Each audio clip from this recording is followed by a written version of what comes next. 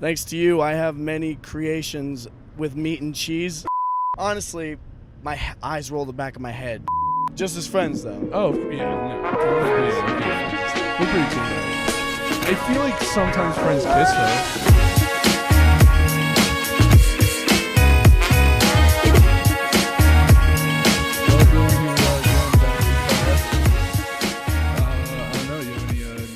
Tell the listeners.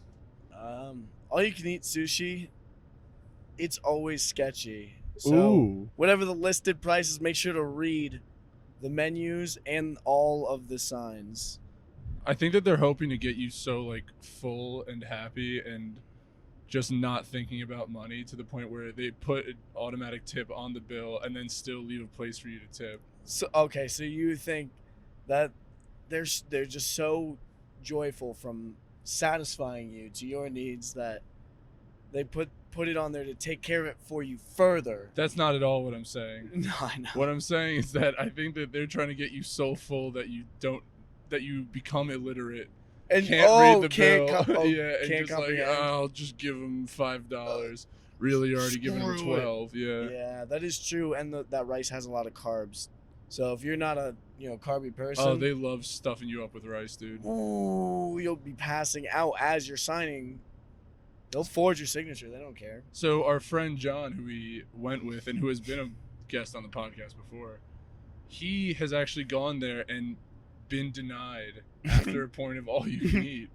And that's impressive, though. He ran them out, but it was because he only ordered sashimi and didn't get any rice on anything. So he was just taking all of their fish piece by piece, just shoving it down his throat and asking for more. And they were just like, we can't keep doing this. Dude, well, see, the thing is like you put that out there and they add the tip on because they make sure to make the most amount of money out of that to make it profitable, because they wouldn't do it if it wasn't profitable, right? Right. So it's like when they charge you a bill for like the dining hall services at the school that you attended, right? They factor in some broken plates, some stolen merchandise into everybody's bill, right? So they overcharge for the actual value of what maybe the quality of the ingredients in the sushi were. Okay. And throughout the whole service of the all-you-can-eat menu. Yeah. So they factor in people like that who only order sashimi, but most people will go through the menu, get their calamari, get their shrimp tempura. Oh, of course. Right? The delicious goodies, which they love, and the industry loves serving. So, I don't know. I just I don't think that they should have turned him down. They shouldn't have been able to do that. Like after he paid his bill, after he was going to pay his agreed amount, and ate all that he was served, then that's a little effed up. It is a little bit effed up. It's a little effed up. False advertising. Yeah. But I want to know, for you, generally speaking, when you're trying to figure out what to eat or where to eat, are you more of a quantity guy or a quality guy? Quantity. Like not even close? Not even close. So I would, if you served me the most delicious steak in the world, but there was only 8 ounces of it, it's like, oh, amazing 2 bites, bro. Thanks. Delish. Yeah. Here's $400. Nah, bro. I'll have 32 ounces of. It depends, though. I wouldn't get like cube steak or like Spam, something like that. Like something ridiculous where the quality is like you're chewing into leather. Okay. Right? Of course not that, but you can get a plate. I almost always order a plate of nachos when I don't see something I like, because I know nachos are packed with food. Yeah, of course. So I'm a quantity I never find guy. Nachos quite satisfying, though, I feel like, as a meal. I'm a glutton. As long as they're, because before they even leave, after they serve it to me, hey, can I have, some extra sour cream? Because I know I'm just dunking stuff in salsa and like just shoving all the flavor onto one end. Because what's great is that it's socially acceptable to eat nachos with your hands too. Yeah, of course. Which is perfect. I mean, why do we even need utensils, bro? You're right. It is socially acceptable to eat nachos with your hand. Right. The picture you're painting for me is more like barbaric. You have a handful of nachos, and you are going in fingertips first into like the sour cream or the salsa. Yeah, pretty much. Yeah, and it's just getting all over your fingers. My fingertips. Like, yeah, I would call this definitely. hand food, not finger food. If this is the way that you consume nachos, which I'm is not fine. like cupping them. You're not cupping in my okay, hands, that's like kind of what I was like imagining. shoveling it into my face. Not, Yeah. it's the shoveling as far as quantity per bite is the same amount as shoveling it in. Yeah. But I'll grab like 2 or 3 sturdy nachos and I'll scoop up 3 to 5 others that are stacked with the meat and the cheese and the beans, the onions, the tomatoes, right? And then you take that pile, right? And then you literally let it fall into the sour cream so you can just scoop up from the bottom of the container every time. That's why I need the extra sour cream, because I just almost like 2 to 3 tablespoons every time I'm digging in there. Yeah. Of just straight sour cream, then dunk it in the salsa, and then the guac if you have guac, but guac is expensive, so I don't really fuck with that. And then you have to open your mouth really wide, and I actually often turn my head sideways because the angle actually works pretty well.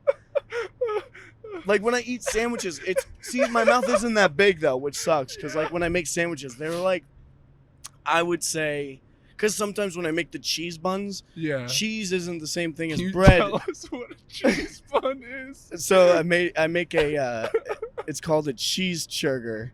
Well, it was one of them. I made Is that several like one of different... those memes where they have the word cheeseburger, then they like divide up the picture differently? Dude, well, so it all started. I made no, cheesechurger is a bees churger, but the buns are cheese. A bees churger, I started calling because there was this chick on Tinder, and her last picture was the funniest fucking thing.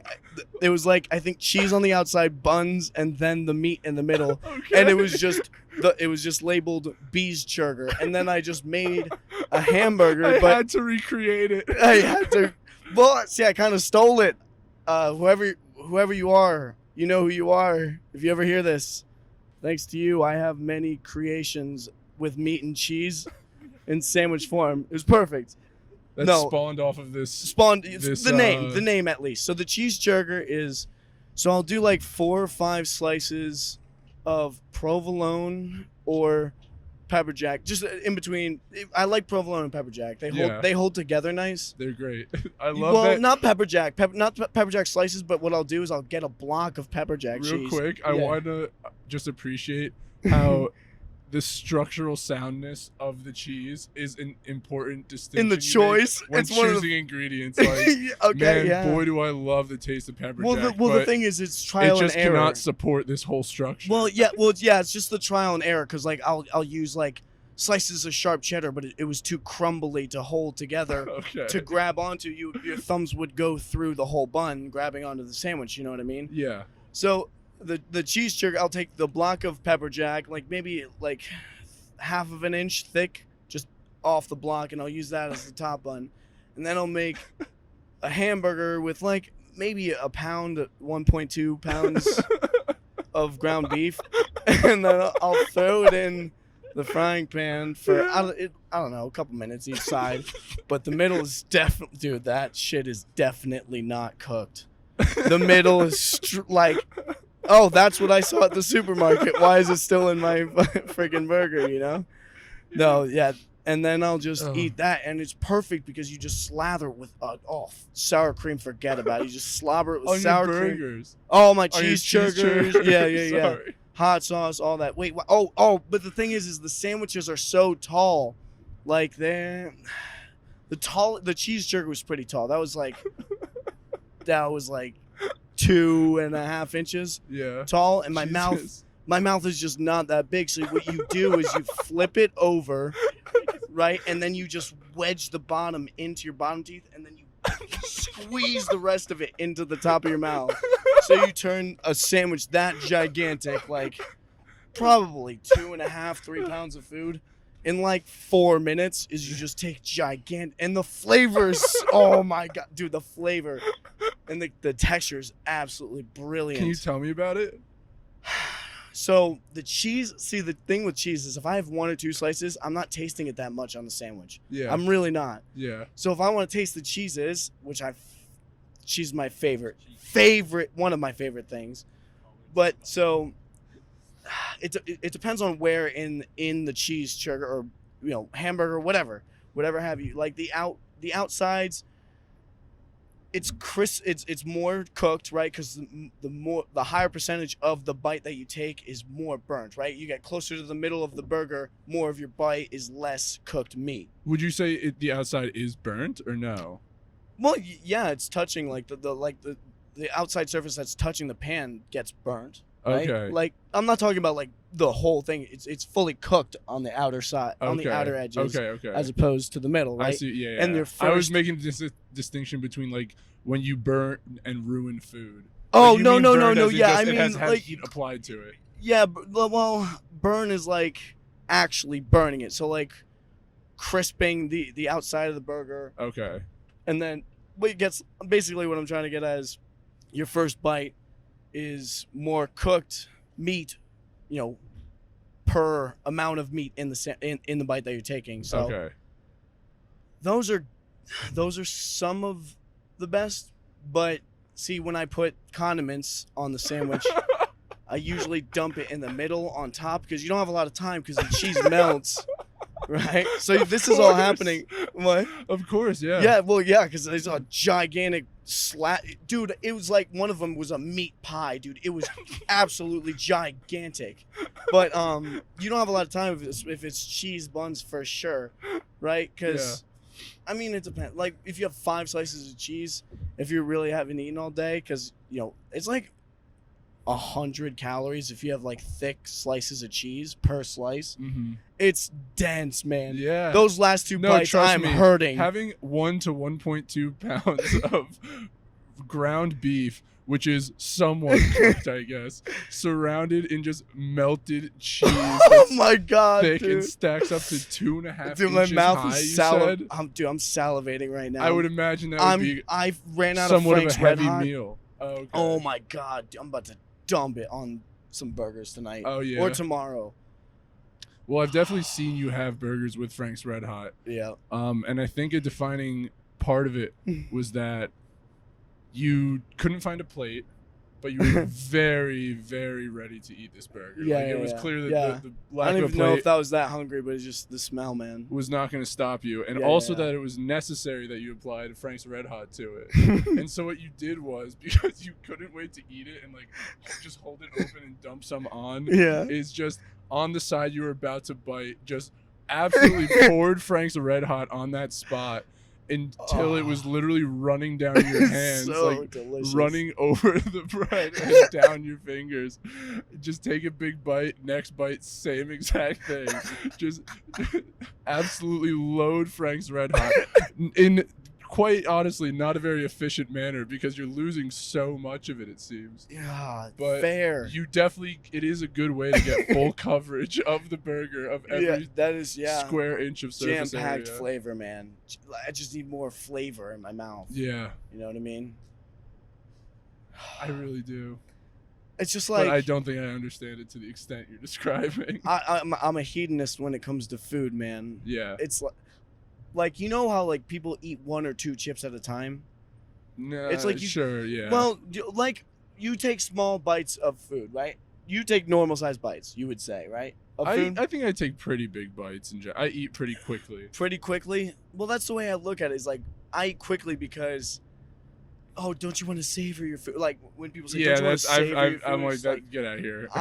See, the thing is, I like to blast my mouth, Yeah. blast my mouth with flavor. That's why I dump in the sour cream to get all the flavors mixing. And honestly, my eyes roll the back of my head. Honestly, sometimes. No, I don't know about honestly, right? Yeah. But that amount of dopamine Yeah. that comes from the pleasure center, from tasting all of the like the spices like that jalapeno gives you, or like wasabi. Yeah.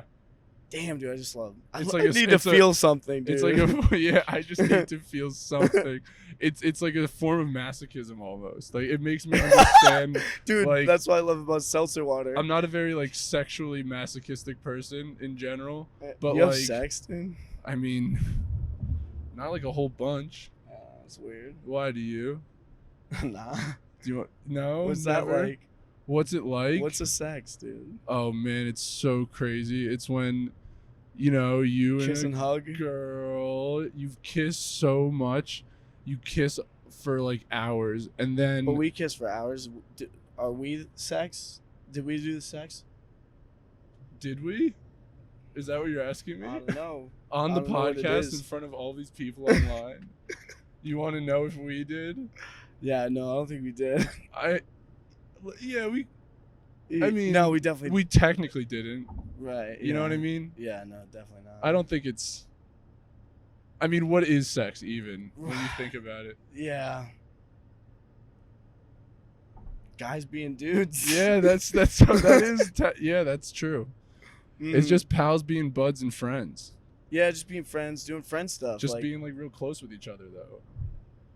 And hanging out and stuff. Yeah. And playing spike ball. Maybe some shirts come off because you're friends and you trust each other. Yeah, and it's warm out. God. And you just know that you'll always be friends. And it's such a good game because you just like, hanging with your pals. They're all hanging together. Oh.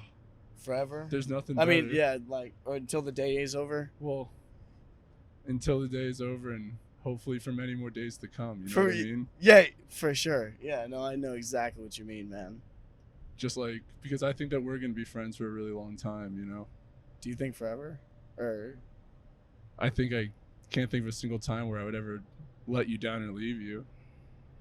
You know what I mean? Yeah. So I guess that makes it forever. Friends, right? Yeah, forever. Like very close. Yeah, intimate friends who can share anything with each other. Anything, right?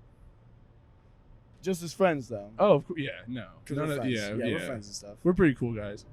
I feel like sometimes friends kiss, though.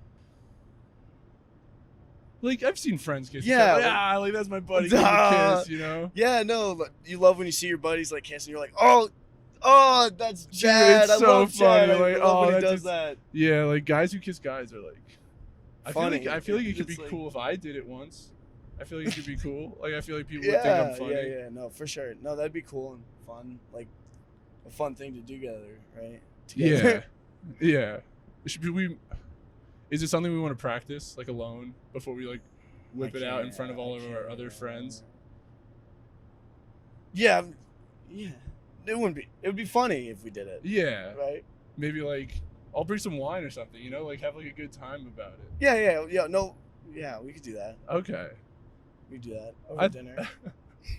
We'll make these plans later, I think. Yeah, we'll push that off to later. Okay. Just dudes hanging out later. But for anyway, moving on. Moving on. What were we talking about? What were we talking? Oh, sex. Food, sex. Food. And, pleasure. Which could be both. Have you ever had a meal where you're like, I would take this over sex? I would take this over sex 100%. What kind of sex are we talking? Like good or like average? Okay, yeah. But have I ever had a meal that made me say that? Like so if you had just finished a meal, an amazing meal, right? Yeah. Have you ever had a meal where if you asked you at the end of the meal that you took, would you have rather spent that time having sex, but you started at the time before you had the meal, like pursuing a sexual partner, having sex during the time of that meal that you had, right? Could be whoever you could have had sex with in that moment, otherwise speaking, right? Yeah. Would you have redone the meal? Have I had if you could a go meal back? that was that influential on me, even at the moment? Yeah.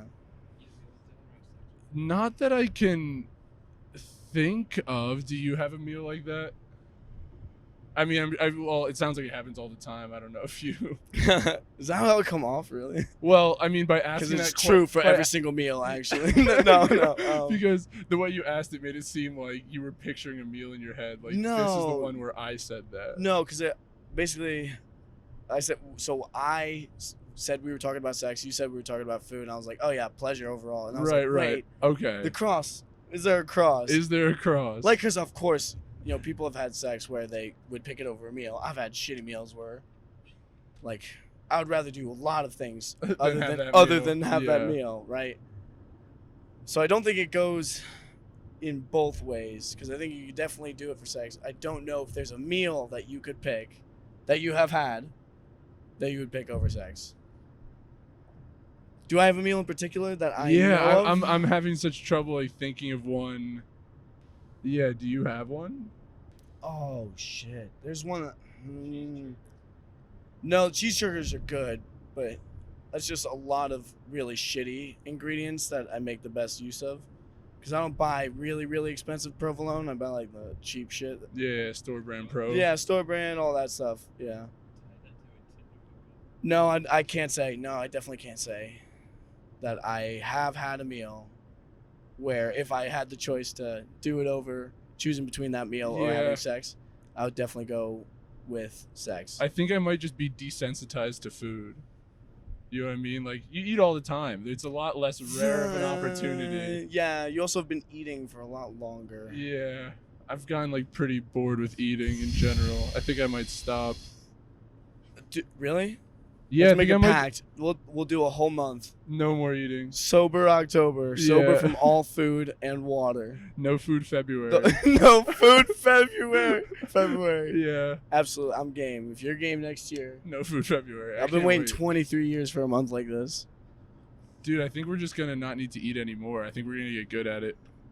We need to practice? Yeah. Well, we'll need a month to, like, acclimate to it. Acclimate? So we will ascend beyond diet. food. Yeah. Also, we'll look ripped as shit, Well, too. we'll look skinny. Yeah, no, but you at least you have enough muscle mass where the weight that you would lose, right? Okay. It obviously would come from the muscles, but it also come from the fat, too. Yeah, true. You have enough muscle where you would have meat there that would be preserved that would get cut up because there's literally paper on it because you're not eating anything. Because you're an idiot who made this blood pact with this crazy person who went on your podcast. To not eat food. It's the shortest month, to be fair. February. It is. You know what I mean? And we just got out of a leap year, so it'll only be 28 days of no food. 28 days of no food. Like, anyone could do that. Dude, did you hear about, like, do you know about the guy who, like, had the longest fast? No. Ever? It was, like, 200 or 300 days. No, I think it was over a year. 400 days, I think, something like that. He lost like 260 pounds. Was this the guy who just had like multivitamins and water? Yeah, coffee, water, and vitamins, I think. That's so nuts. Yeah, man. Well, I mean, your body stores food for a reason. Yeah. Like, that's what the fuel is, you know? I wonder how joyless that life is, though. Or do you think, like, you kind of get over I think it? you could get by, dude, because, like, fasting is easy. Like, it really is. Like, if you're not, like, the more you fast, like, the longer you wait to eat, the easier it is to not eat. Yeah. Yeah. I feel like there's definitely a threshold that you break through. It's like honestly, yes. It's similar. It seems similar to trying to break an addiction. Like, your withdrawals will get worse and worse and worse until you stop experiencing them. And so with fasting, like, because you're used to eating so much food, you'll get hungrier and hungrier and hungrier, and then your body will just kind of like level out, and you won't feel as hungry. Mm-hmm. Right. Okay. Yeah. I mean, when you train your body to just not expect as much food. Yeah, well, or nearly anything at all in this case. Yeah, and the thing that sucks about wrestling is, like, that cycle takes, you know, a few weeks at a time before your body starts, like, going into burn time versus going into storage time. Definitely. Well, because, like, when wrestling, you're fluctuating weight. Well, also during wrestling, you are just doing a physically demanding sport. I'm sure this guy who just had multivitamins, water, and coffee for a year was not also, like, doing a full contact sport where he needed energy. Yeah, no, for sure. But wait, why are we talking about fat? We were talking about fat because we were talking about not eating in February. Oh yeah, and how terrible it would be.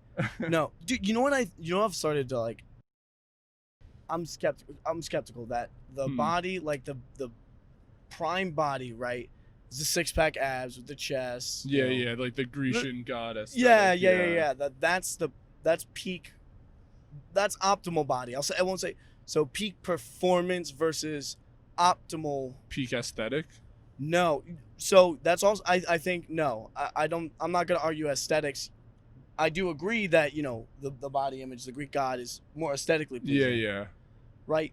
But see, the thing is that, there's also evolutionary reasons behind why it looks good to us, right? Okay. Because that's what has been, we will look like. But okay, so here's the point that I was trying to make. Yeah, yeah. Is I don't know if the optimal body type is actually lower fat, right?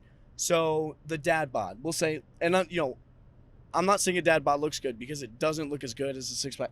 And I don't know if it's objectively speaking, but I feel like most people would look at six pack abs and a nice cut body and be like, yeah, he's probably healthier than the dad bod guy, and not necessarily a dad bod with a gigantic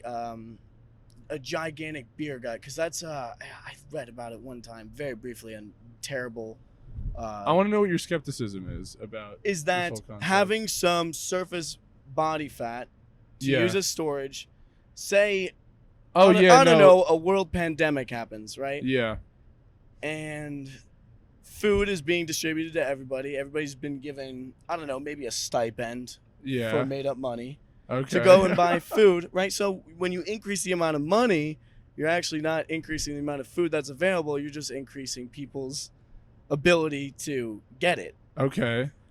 You're not increasing the amount of food that's being produced. Now, let's say because things are shut down and the money being spent on said goods is not actually worth anything down the line, mm-hmm. you may run out of food. Yeah. Now, if you have six-pack abs and 6% body fat, you're kind of fucked if you're on an intense regimen. Yeah.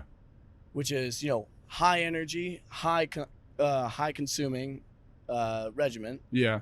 You're kind of F's. And granted, you do have muscles which you can break down for fuel down the line, but then again, you're losing muscle mass. And if you're losing muscle mass, your body's probably not that healthy. I'm not a medical expert, but I think your body stores fat to be used as fuel. It doesn't store muscle to be used as fuel. Yeah. You know what I mean? That's like emergency reserves. I think the optimal body is, who I think has the optimal body? Have you ever seen Saving Private Ryan? I actually haven't seen that whole movie. Okay, well, I'm trying to think who else has a body just like that. But it's not like a dad body, but it's like there's density to it, and there's real strength and athleticism. Like a farmer strength kind of thing? Right now, the number one MLL top midfielder, what are you doing, buddy? The MLL top midfielder in the world, I think, has that body. And he's competing with guys like Paul Rabel. Have you seen Paul Rabel? Who's absolutely ripped, monstrous. Okay. Yeah. Looks like a top athlete. Or maybe somebody like Andy Ruiz, who knocked out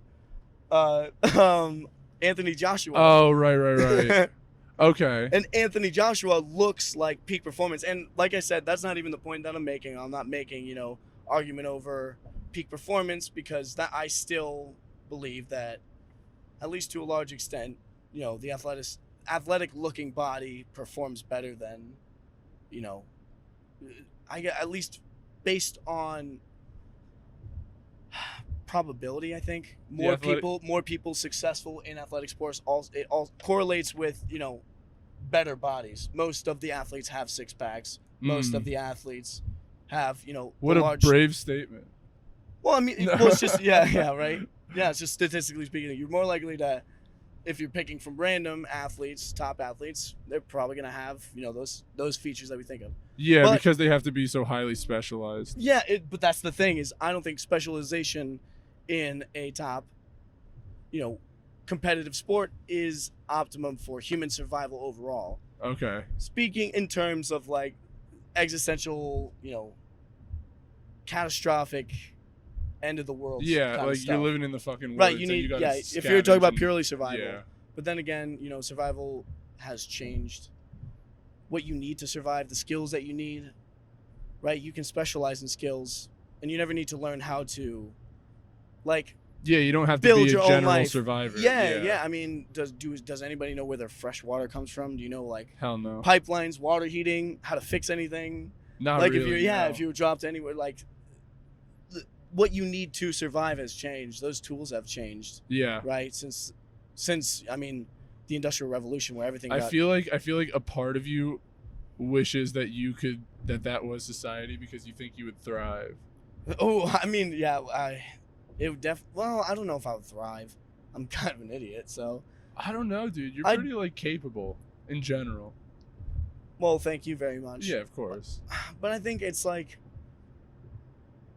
like when people talk about, like, even engineers will do this to themselves. They'll be like, "Oh, I'm in engineering, so my education is a lot more important than yours. So I know a lot more." And granted though, I think, right. Like, you're not allowed to complain to me because my classes are harder than yours. Right. Yeah, well, that was definitely a sentiment that went around a lot. Right. And the thing is like, okay, well, yeah, you know a lot of shit and you're going to learn a lot of difficult things. However, you're just learning different things than other people, right? You can't discredit somebody else's major that it's not hard just because they're not as talented at math. And I'm not saying, engineers are talented at math, but I would say most who are going to specialize in it, statistically speaking, you're likely to have an engineer who's good at math, right? That's why they went into engineering. I'm not saying it's the end all be all, but you know what I'm saying. A prerequisite to attaining an engineering degree is being sufficient it's not a prerequisite, in math. But statistically speaking, I mean, you have to take a bunch of math classes. Yeah, exactly. Yeah, the barrier to entry is like, if you're not great at math, chances are you're probably not going to go into engineering. Yeah. Maybe you will, maybe not, whatever. But the thing is if you're an engineer and you're going to engineering classes, doesn't make you smarter than anybody else. You're just learning different kinds of things. And it takes an active mind in their own free time, in their class time, to use it as productive as possible, or to not, right? Not everybody has to be the most successful person ever. Yeah. Right? Some people want that. Some people love working 90 to 100 hours a week. Some people don't. But it's not like you should wait, hold up. Before I go off on a dumb tangent, what's the point I'm trying to make? What were we talking about before? You know what? I really was hoping that you were going to get back to it, and then I'd be like, that's right, he brought it all back home. Yeah, really shit. Came full circle on that Oh my goodness, what am I talking about? Optimal bodies. Optimal bodies, right? Pure survival. And then this is meaningless. This is a meaningless tangent because I just went on what we need for survival. And then you asked me, you think I would thrive? And then I think you would do better than most people in that situation. In that situation, right? Yeah. But then again, that's an idealized situation. Yeah. And it's good. The system that we have now compared to any situation where you have to learn and be able to work under certain conditions to thrive, right? Mm-hmm. And that's what I think is great about the world that we have today, because everybody's lives are so much better than they were like 100, 70, 80 years ago. Yeah. Like forever ago. You know what I mean? Yeah, they almost seem like mythological when you think about like, oh, in this previous decade, there were hippies everywhere. And everyone was dancing to disco music. Or in this century, everyone was wearing like flapper dresses around their record players and all that kind of stuff. Yeah, no, I just think it's great that the world we live in today is you can be successful if you're naturally good at accounting, which doesn't directly apply to human survival at its fundamental basics, like needing to figure out and build your own house. It's very abstract, yeah. Yeah, it's specialized. So because you're good at that, you can succeed doing that, which is great. So the way I was just talking about like older decades, how do you think our decade, when looked back on, is going to be like? Like, what are going to be like the big bullet points that like kids learn in their high school history classes? Well, definitely COVID, because. That's going to be a big one. See, the thing is, what I don't like is that people say it's unprecedented. It's like, we've seen. I mean, granted, it's huge, absolutely huge. Yeah. Right, but we've seen viruses and pandemics before. Yeah. Right. It definitely a learning experience. Never to this level. Yeah. Oh, you know what? I think I'm gonna agree with unprecedented. You're gonna roll that back. It's different now that I'm thinking about it. Yeah. Yeah, it's not necessarily different in kind, but it is different. No, 100%. Yeah. Yeah. No. Okay. Never mind that one. Yeah, that'll. I feel like a lot of people talk about how like they're gonna talk about memes. Memes. Okay. All right. Why? One, do you think memes will die, or do you think just the nature of the internet means that like small things that can be like mentally digested in like 2 seconds, people will always be sending those to each other. And is that all a meme is? Because if so, I don't know, like maybe this will be when it started, but I doubt that'll be something people actually care about. So because to be invested in a meme is kind of like against the whole point of the meme. It's just meant to be like shared and. Right. Yeah. Okay. So when you talk about memes, are you